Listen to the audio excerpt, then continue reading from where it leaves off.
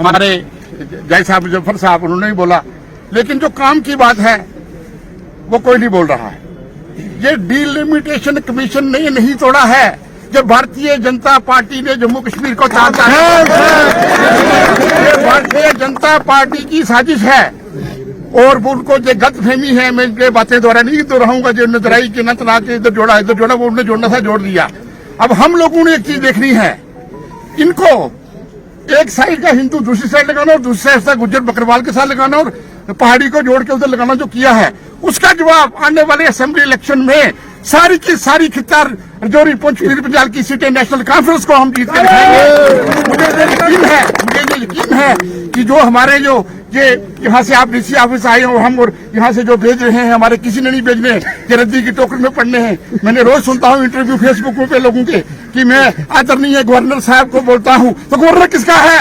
वो भारतीय जनता पार्टी से इलेक्शन लड़ा हुआ है यूपी से, वो भारत चीफ मिनिस्टर कैंडिडेट है। इसलिए मैं आप लोगों को मैं ज्यादा ना कहते हुए, नसीम साहब हमारे डिस्ट्रिक्ट प्रेसिडेंट, हमारे जय साहब, हमारे बीडीसी चेयरपर्सन साहब, हमारे वीर साहब, जितने भी लोग यहाँ पे आए हैं, कि चेहरे बदलने से या तोड़ फोड़ करने से हार जीते नहीं होती भाई, ये लोगों के दिल को जीतना पड़ेगा और हम जीत के दिखाएंगे। जय हिंद, जय भारत। डीसी चेयरपर्सन, तमाम ब्लॉक के सुदूर हजरात और मीडिया के मेरे साथी, मैं तमाम आपका बहुत बहुत मशकूर हूँ कि शॉर्ट नोटिस पे आज हमारा ये एहतजाज रिकॉर्ड करने के लिए आप यहाँ पे आए हैं। डिलिमिटेशन की जो प्रिलिमिनरी रिपोर्ट आई है, जो ड्राफ्ट रिपोर्ट आई है, नेशनल कॉन्फ्रेंस ने इसका सीरियस संज्ञान लिया है। आला क़यादत ने श्रीनगर में भी और जम्मू में भी पार्टी के सीनियर ओहदेदारान के साथ बैठ के ये फैसला किया है कि हम डिलिमिटेशन की इस रिपोर्ट को रद्द करते हैं, सिरे से रद्द करते हैं। और इसी जो नाइंसाफी हुई है उसमें रजौरी का जिला भी शामिल है। रजौरी की तमाम कॉन्स्टिट्यूंसीज के साथ इस तरह से छेड़छाड़ की गई है ताकि सिर्फ बिलखुसूस सिर्फ एक सियासी जमात बीजेपी को फायदा पहुंचाया जा सके। वाकई ही दुरुस्त कहा साथियों ने, ये ऐसा लगता है कि बीजेपी के किसी हाई कमांड के किसी कमरे में बैठ के ये डिलिमिटेशन की रिपोर्ट तैयार की गई है। ये कतई नहीं लगता कि ये डिलिमिटेशन की रिपोर्ट डिलिमिटेशन कमीशन ने तैयार की है, जिसकी जो सदारत है वो ऑनरेबल सुप्रीम कोर्ट की किसी जज साहिबा ने की हो, ऐसा कतई नहीं लगता है। ये देख लीजिए, आप मीडिया हजरात हैं, आप भी देख लीजिए, इसका मायना करके देख लीजिए।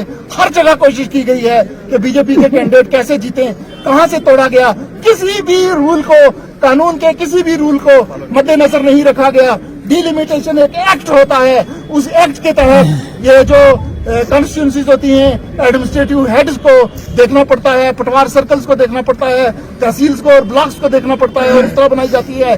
फॉर एग्जांपल मैं आपको बताता हूँ, पलांगड़ जो हमारे साथ द्राल के साथ जुड़ा हुआ था, पलांगड़ की 2 पंचायतें, उनको काट के थन्ना के साथ रखा गया। अगर वहां एडमिनिस्ट्रेटिव हेड थन्ना मंडी देखना था तो डुंगी को क्यों नहीं देखा गया, तो फतेहपुर को क्यों नहीं देखा, सोहाना को क्यों नहीं देखा गया। इसी तरीके से हमारी 6 पंचायतें हमारी जो द्राल कॉन्स्टिट्यूंसी के साथ थी और रजौरी का ब्लॉक था, जिसमें चढ़ान आता है, पलमा आता है, संकारी आता है, मेरा नगरोटा आता है, नगरोटा सालतार आता है। इन पंचायतों को काट के रजौरी के साथ लगाया गया। यहाँ अगर एडमिनिस्ट्रेटिव हेड्स आपने देखने थे तो डांगरी को क्यों नहीं देखा गया, डुंगी को क्यों नहीं देखा गया, डुंगी कहाँ पे है और थाना मंडी कहाँ पे है, ये किस बुनियाद पर किया गया है। सरासर किसी एक पार्टी को फायदा पहुंचाने की कोशिश की गई है। 370 हो, 35 हो, 35A हो या फिर ये डिलिमिटेशन कमीशन की रिपोर्ट हो, तमाम तर कोशिशें की जा रही हैं कि किसी तरीके से नाजायज तरीके से बीजेपी को इख्तियार में लाया जाए। मगर ये सच कहा मेरे भाई यशुवर्धन ने भी और ठाकर रमेश्वर जी ने भी, ये हमारी इस रिपोर्ट को देखने वाला कोई नहीं है। और बिलखसूस जब ये पता चलेगा कि नेशनल कॉन्फ्रेंस की तरफ से ये मेमोरेंडम आया है तो इसको रद्दी की टोकरी में फेंका जाएगा। अगर कोई और मुखालफत करे तो शायद उसको वो पढ़े भी, मगर नेशनल कॉन्फ्रेंस की तरफ से अगर आएगा तो कभी नहीं पढ़ा जाएगा। मगर नेशनल कॉन्फ्रेंस के साथ आवाम जुड़ी हुई है।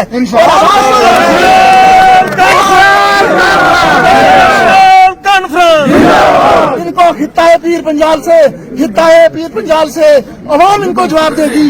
हमारी तमाम की तमाम सीटें ये हमें तहिया कर लेना चाहिए कि इनको अगर जवाब देना है तो अवाम की ताकत से जवाब दिया जा सकेगा और इनको हम जवाब दे के रहेंगे इंशाअल्लाह। हित्ताए पीर पंजाल की आप किसी भी तरह से इसको तोड़ लीजिए, हित्ताए पीर पंजाल से हम तमाम की तमाम सीटें नेशनल कॉन्फ्रेंस की